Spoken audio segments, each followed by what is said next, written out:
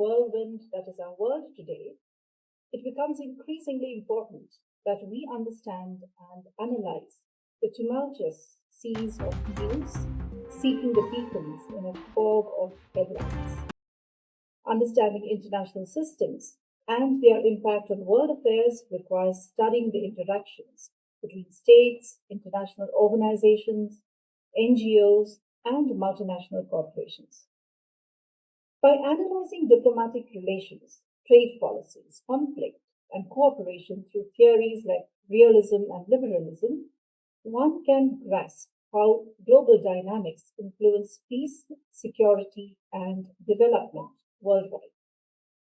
CIRIS, the Center for International Relations and International Security, is a non-partisan, non-profit research organization dedicated to providing insights and policy solutions for students, professionals, and decision makers. Welcome to Chezuba Talks, where we voyage through to unravel stories that shape our world and celebrate the courageous. I'm Paige, and with me today is Sergei Oudman,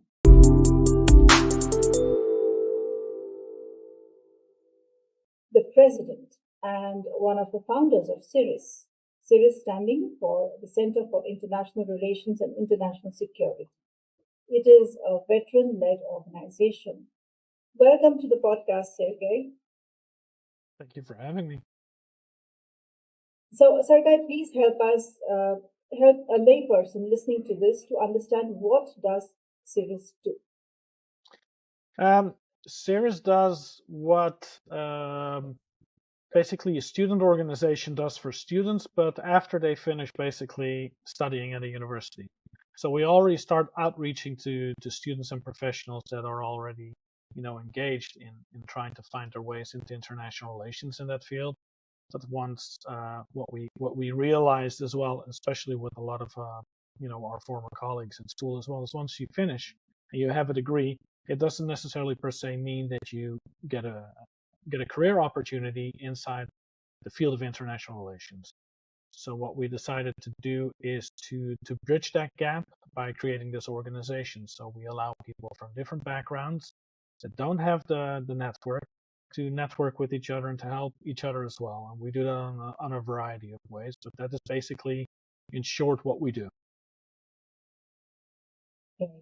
And how do you tailor your programs and initiatives to address, because you say you are helping out with students from less privileged backgrounds, veterans, and even refugees. So how do you tailor your programs?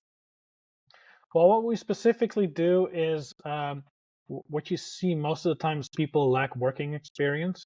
So if you're lucky, you can do an internship somewhere, but after your internship is over, a lot of organizations still demand to see another form of experience. So what we do is we have a leadership team inside the organization that is completely comprised out of volunteers. Actually, the whole organization works with volunteers, including the board. And what we do is we work with projects. We create different projects in which we say that people can join that team, work on it. They get a position, and by working on certain goals that they have each year, they can showcase what they've done, what they've learned. They're becoming part of our network. So an example that we use is the journal. We publish a peer-reviewed journal. It's for free, so people don't need to pay for it. It's got an interesting name, I believe. It's called Panoply.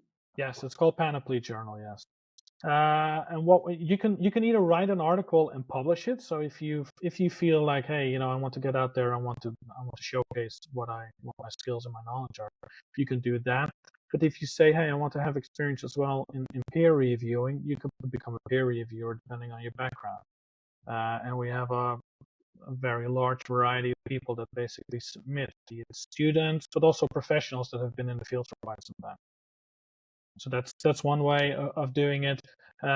We also create, we're working on this right now, a podcast and online courses as well that we're working on that people can follow. They're specially tailored for specific subjects, for example, like project management and international relations or radicalization. And another thing that we're really working on is trying to reach that specific group that we really would like to hear. And those are, well, in certain countries, you could regard them as being dissidents. People that have a very interesting opinion, but that are somewhat afraid to speak out. So we're working on a project right now to allow them to publish and to get their voice out there with them staying anonymous in a certain way, so that we can verify that they really are who they are, but that we don't store that information in such a way that they can be compromised. That's interesting. So, is that challenging? Because I'm sure that could mean a lot of security issues, or in terms of breaking some sort of not breaking, but upsetting some administration there.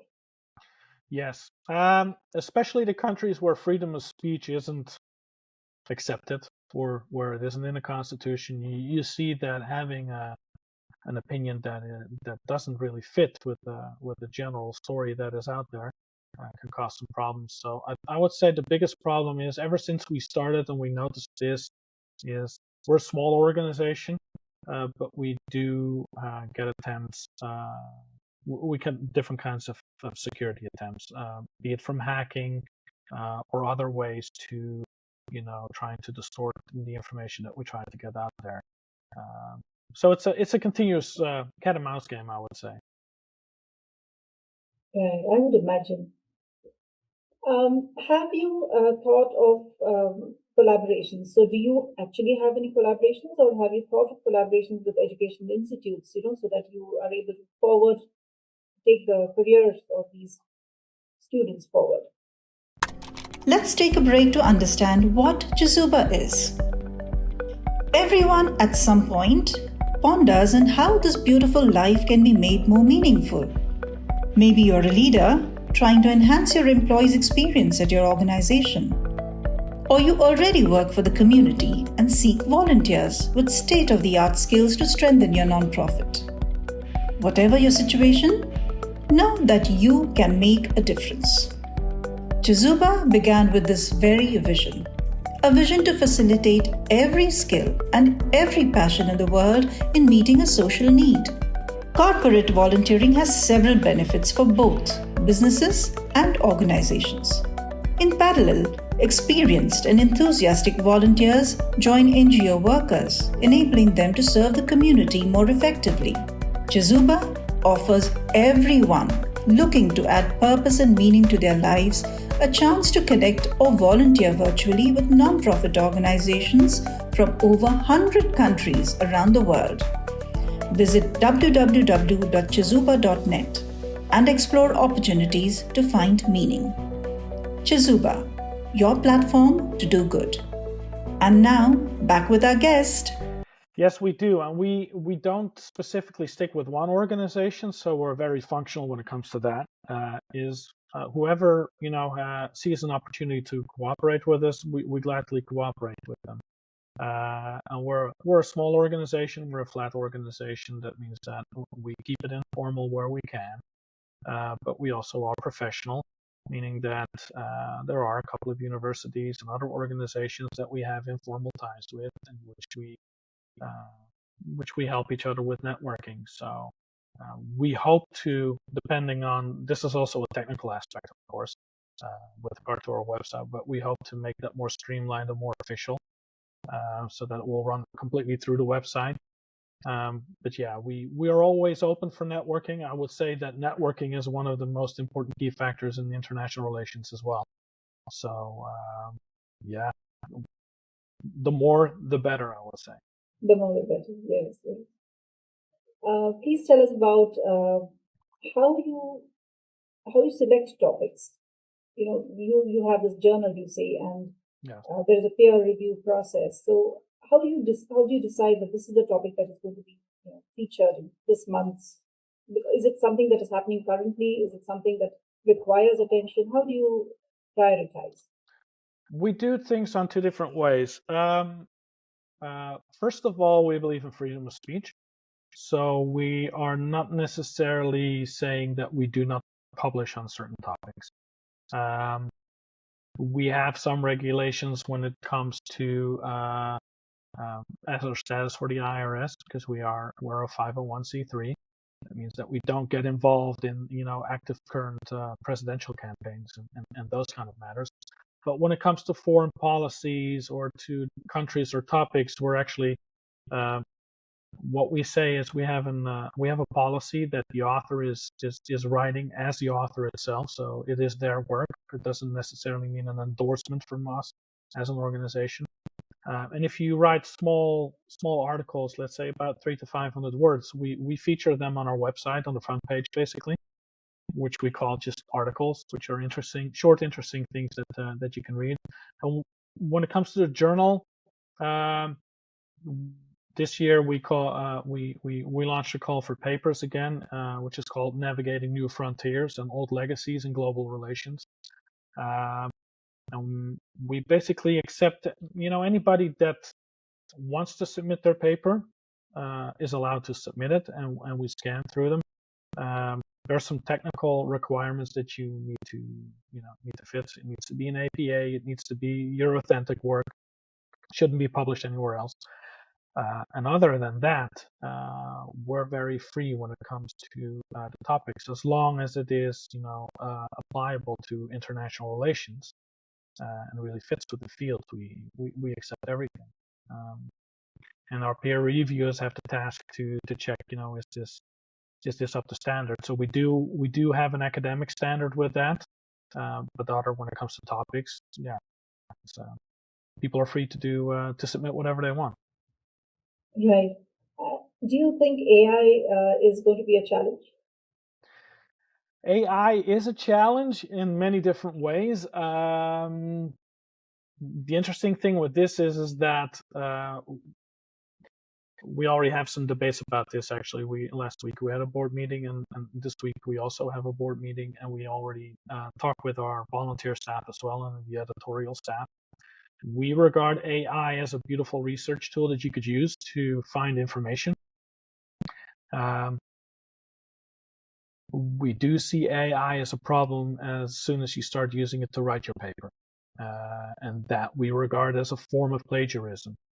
I would see that as an equivalent if you asked your best friend to write something for you. You didn't write it yourself.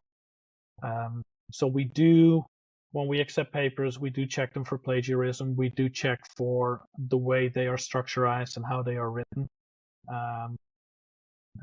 So yeah, can you prevent? It is challenging. It is challenging. I don't know if we can prevent it. I think there's some pretty clever people out there that know how to write things. We do a background check a little bit on people when they publish something. So if you, as a person, published 150 papers in 1 year, it will give us a red flag, of course. True, very true. There are ways of finding out. Yes, there are. Yes.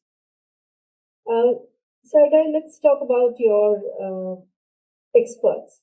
The people, of course, they are challenged with this AI and other aspects, but how do you select your experts to join the CIRIS community, and how do these specifically contribute to your mission? Well, there are a couple of practical things that we look out for when it comes to people. First of all, we want them to be motivated, because we're working with volunteers, so that means that we expect them to invest a certain amount of time in it. You should be open to learn to be flexible, to work with a team of internationals as well, because we have a beautiful team. They're comprised out of people from different ethnic backgrounds as well. So you should be able to work in that. And it helps if you have something to bring to the table. And this varies. We have a couple of students, some of them have a background in international relations, but they're also very social media savvy, and they know how to do graphic designs. So, of course, they will want to do something for public relations. But there's some people that are really good in finances. They can help us with, applying for grants. So there is always something for someone to do. as long as you're willing to, subscribe to the following idea that, there's a freedom of speech, um, and that, you strive for the highest academic level that you can reach, basically. And it's, that's the legacy that we would like to see. So when it comes to the selection, those are the big points that we're looking at. Are you willing to spend some time? We have a meeting at least once a month with the whole team. So we expect you to be there. And everything else is very flexible, basically. Through this journal that you have, Panoply, and other publications, of course, how do you engage with ongoing global conflicts and international crises?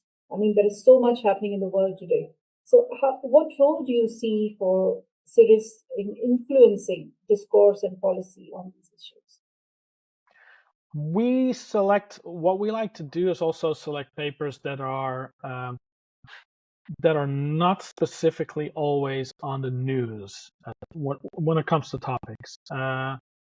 As you said, there's a lot going on globally, and one conflict gets more attention than the other one.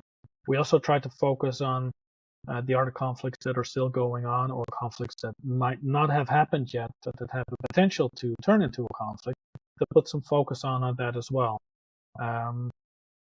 And we see that there are people that have some very interesting insights from locations that you usually would not expect to come from. So we focus on that as well. We feature them as well.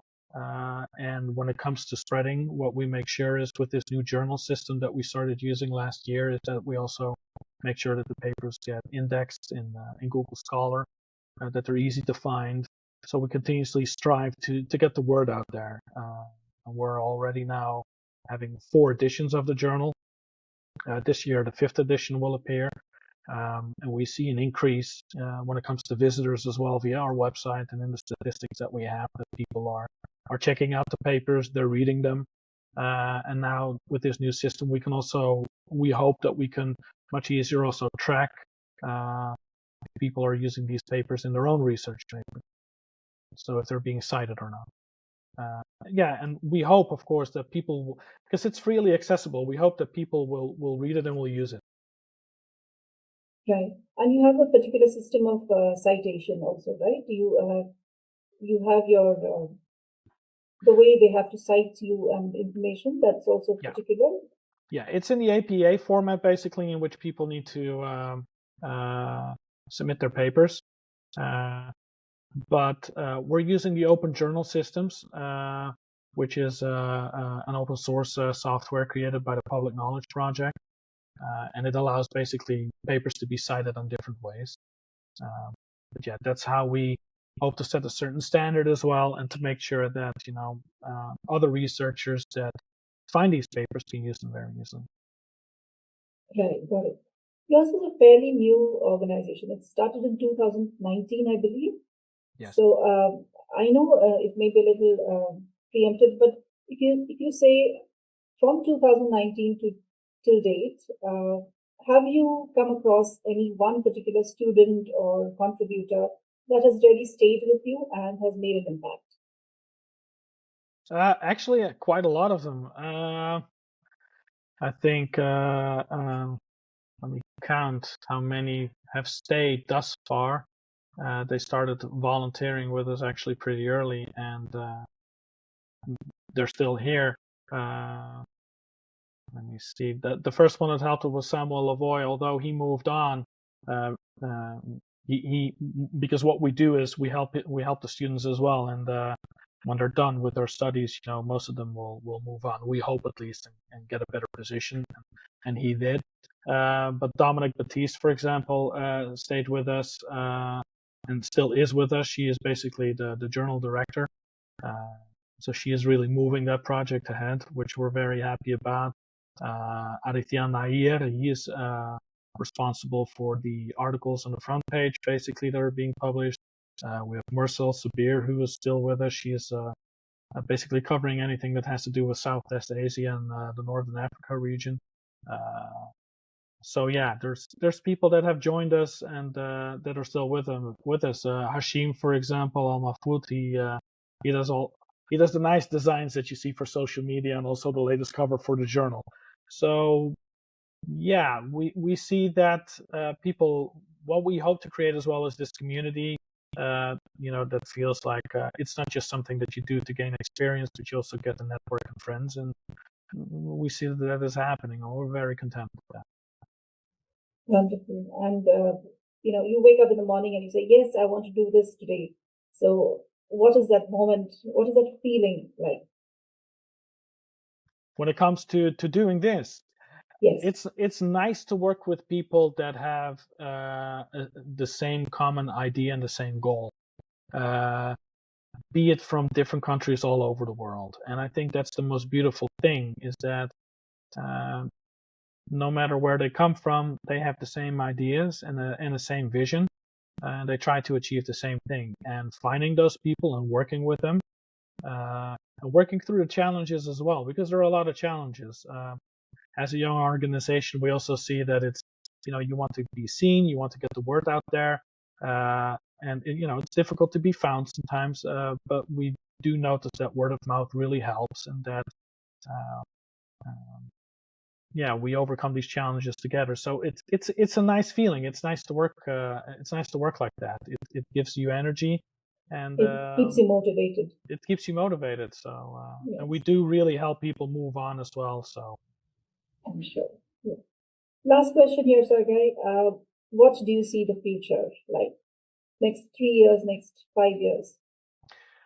We hope to continue moving forward with our journal, to make that even bigger than it is right now. And we also want to increase our funding as well, so we can offer more projects to work on. The project that we have for the academic refugee program, basically, we want to really make that bigger and out there, and publish more and get more information out there, and to work. And what we really hope to see, especially as well, is to see the online community grow further. Wonderful. Well, thank you. Thank you so much for taking the time to talk to us, Sergei. Thank you for having me. You have left us a little enlightened and certainly more connected to the world's pulse. Research, publishing, networking are important skills, and I think CIRIS is really doing that. What is the one thing that you would wish for the student community to know, the people who are getting into this field? That you're not alone, and that there is a group of people that share the same goals and that have the same vision. So if you feel like you don't know how to get into the field, and you just know we're here, we're available for you. So just contact us and join the team. We're happy to have you. Wonderful. Very warm welcome to everybody there. Thank you very much. Thank you. Thank you as well.